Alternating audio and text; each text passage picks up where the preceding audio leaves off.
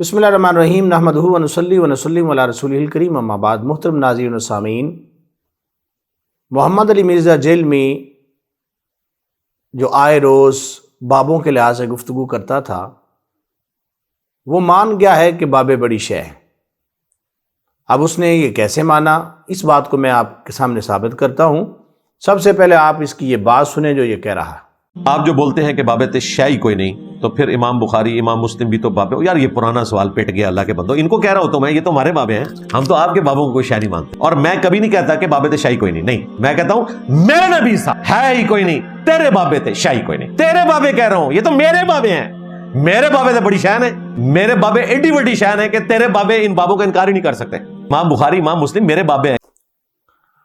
سامنے محترم محمد علی مرزا جیلمی کہتا ہے ہمارے بابے یہ ہیں۔ اس کے سامنے کتابیں پڑھی ہیں، حدیث کی کتابیں ہیں، بخاری ہے، مسلم ہے، ابن ماجہ ہے، ابو داؤد ہے، ترمذی ہے، نسائی ہے۔ ان کتابوں کو سامنے رکھ کر وہ کہتا ہے ہمارے یہ بابے ہیں۔ اب اگر یہ ان کو اپنے بابے مان رہا ہے تو یہ بابے جن کو بابا مانے اور وہ ہمارے بابے ہوں تو پھر تو تسلیم کرنا چاہیے نا کہ محمد علی جیلمی نے یہ مان لیا ہے کہ بابے بڑی شے ہے۔ سب سے پہلے آپ یہ دیکھیں، بخاری، مسلم، ترمذی، ابو داؤد، ابن ماجہ اور نسائی کو سامنے رکھ کر یہ بات کہتا ہے کہ ہمارے یہ بابے ہیں۔ اب ان تمام محدثین کے لحاظ سے میں ایک مختصر سا جائزہ پیش کرتا ہوں کہ ان کا تعلق کن سے تھا، یہ کن کے شاگرد تھے اور آگے ان کا تعلق کن کے ساتھ تھا۔ سب سے پہلے ہم آتے ہیں امام بخاری پر۔ یاد رکھیں امام بخاری 256 ہجری آپ کا وصال ہے، شاگرد ہیں حضرت امام احمد بن حنبل کے اور حضرت یحییٰ ابن معین کے۔ یاد رکھنا ہے، آپ نے میری باتیں یاد رکھنی ہیں، آپ کے لیے بڑی باتیں کلیئر ہو جائیں گی۔ امام مسلم 261 ہجری آپ کی وفات ہے، وہ شاگرد ہیں امام احمد بن حنبل کے، امام بخاری کے اور یحییٰ ابن معین کے۔ امام ترمذی 279 ہجری آپ کے وفات ہے، وہ شاگرد ہیں محمد بن اسماعیل کے، یعنی امام بخاری کے، امام مسلم کے اور امام ابو داؤد کے۔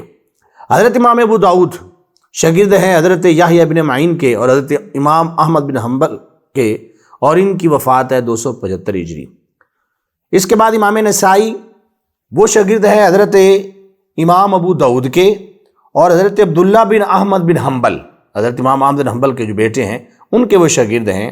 یہ 5 ائمہ میں آپ نے ایک چیز مشترک دیکھی ہے کہ ان کو کہیں نہ کہیں سے فیض حضرت امام احمد بن حنبل سے مل رہا ہے۔ اور چھٹے ہیں حضرت امام ابن ماجہ 273 ہجری جن کا وفات ہے، ان کے استاد ہیں ابن ابی شیبہ۔ اب آئیں ذرا، بڑی لطف والی بات ہے، بڑی مزے والی بات ہے میرے بھائیو۔ حضرت امام بخاری شاگرد ہیں حضرت امام احمد بن حنبل کے، حضرت امام احمد بن حنبل شاگرد ہیں حضرت امام شافعی کے، اور حضرت یحییٰ ابن معین کے دوست بھی ہیں اور ان سے حدیث بھی پڑھی۔ حضرت امام شافعی شاگرد ہیں حضرت امام محمد کے، حضرت امام محمد شاگرد ہیں حضرت امام اعظم ابو حنیفہ رحمۃ اللہ تعالی علیہ کے، حضرت امام اعظم ابو حنیفہ شاگرد ہیں حضرت امام ابو جعفر صادق کے، اور امام ابو جعفر صادق شاگرد ہیں حضرت امام باقر کے، اور حضرت امام باقر شاگرد ہیں حضرت امام زین العابدین کے، حضرت امام زین العابدین شاگرد ہیں حضرت امام حسین کے، اور حسین پاک نے علم حاصل کیا اپنے بابا جان حضرت علی المرتضیٰ شیر خدا سے، اور شیر خدا نے علم حاصل کیا میرے مصطفیٰ کریم صلی اللہ علیہ وآلہ وسلم سے۔ میرے بھائیو، یہ کہاں سے بچے گا یہ مرزا؟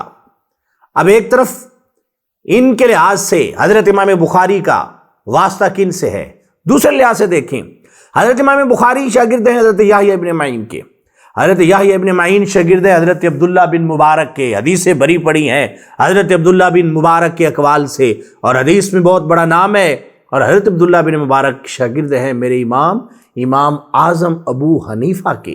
اور داتا علی حجویری رحمۃ اللہ علیہ نے اپنی کتاب کشف محجوب کے اندر حضرت عبداللہ بن مبارک کا ذکر اہل تصوف میں سے کیا ہے کہ آپ وقت کے بہت بڑے صوفی تھے۔ اور حضرت عبداللہ بن مبارک دوسرے لحاظ سے یہ بھی بڑی محبت والی بات ہے کہ حضرت عبداللہ بن مبارک حضرت فضیل بن عیاض سے ملاقات کرتے ہیں اور بار بار ملتے ہیں محبت کی وجہ سے۔ حضرت فضیل بن عیاض نے یہ بھی پوچھا کہ عبداللہ بن مبارک آپ تجارت کرتے ہیں، آپ ہمیں نبی علیہ السلام کی حدیثوں کے لحاظ سے بتاتے ہیں کہ دنیا کے اندر رغبت نہیں ہونی چاہیے، اور آپ خود پیسہ کماتے ہیں، اور ہمیں حدیثوں میں آپ کیا بتاتے ہیں؟ تو حضرت عبداللہ بن مبارک نے کہا، اے فضیل بن عیاض، اگر تو اور تیرے دوست نہ ہوتے تو میں یہ کام نہ کرتا۔ معنی یہ ہے کہ میں تم جیسے دوستوں کے لیے یہ کام کرتا ہوں کہ میں جو تجارت کرتا ہوں اپنی عزت، احترام، اور تاکہ معاشرے کے اندر کوئی مقام اس لحاظ سے رہے کہ کوئی پریشانی نہ ہو، اور آپ جیسے دوستوں کو میں ان کے لیے یہ کام کرتا ہوں کہ میں ان کی خدمت کر سکوں۔ حضرت فضیل بن عیاض بہت بڑے صوفی، اور صوفیہ کی کتب میں آپ کا نام سر فہرست آتا ہے اولیاء کے اندر۔ کس انداز میں؟ محبت کے انداز ہے۔ میں کہتا ہوں مرزا جیلمی، تو نے جو لوگوں کو دھوکہ دیا ہوا ہے، باز آ جا اس سے۔ اور میں اس کے ماننے والوں کو بھی کہتا ہوں کہ مرنے سے پہلے پلمبریو کر لو اس پہ غور، تمہارا دین اور ہے، کتابوں کا دین اور۔ یہ تمہارا دین وہ نہیں ہے جو کتابوں کے اندر ہے۔ حضرت عبداللہ بن مبارک کتنی عظیم ہستی، مبارک ہستی ہیں، اہل تصوف میں سے بھی اور ائمہ حدیث میں سے بھی، اور پھر کتنے خوبصورت انداز میں وہ بزرگان دین سے اپنا تعلق کو جوڑتے ہوئے نظر آتے ہیں۔ اب آئیں حضرت امام احمد بن حنبل کی طرف، جو ان تمام ائمہ کے اساتذہ میں آتے ہیں۔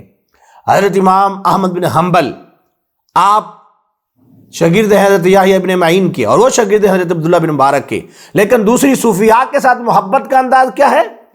حضرت امام احمد بن حنبل حضرت بشر حافی کو گلیوں میں تلاش کیا کرتے تھے، ایک صوفی بزرگ کو، کہ ان سے باتیں سنا کریں، ان کے پاس بیٹھا کروں تاکہ میں ان سے کچھ حاصل کر سکوں۔ اور جب حضرت بشر حافی کا انتقال ہوا تو حضرت امام احمد بن حنبل کہنے لگے، ان کی مثل کوئی بندہ اس وقت موجود نہیں ہے، حضرت بشر حافی کا مقام اتنا ہے۔ اور جب ان کی بہن نے پردے میں رہ کر ایک مسئلہ پوچھنے کے لیے حضرت امام احمد بن حنبل کو پیغام بھیجا تو آپ فرمانے لگے، اے بشر حافی کی بہن، تم لوگوں کا مقام اور ہے، تم لوگوں کے لیے مسئلے اور ہیں، وہ میں اس انداز میں بیان کروں گا جو تمہارا مقام ہے۔ اس انداز میں صوفیوں کے ساتھ تعلق ہے حضرت امام احمد بن حنبل کا۔ اور آپ حیران ہوں گے یہ بات بھی سن کر، حضرت امام ابو داؤد آپ بھی شاگرد ہیں حضرت یحییٰ ابن معین کے، اور پھر آپ حضرت ابو ذرا کے بھی شاگرد ہیں، اور وہ بھی حضرت عبداللہ بن مبارک سے فیض حاصل کر رہے ہیں، جو بہت بڑے صوفی بھی ہیں، محدث بھی ہیں۔ اور حضرت سعد بن عبداللہ تستری کشف المحجوب کے اندر بھی آپ کا صوفیوں کے اندر بہت بڑا نام لکھا ہوا ہے۔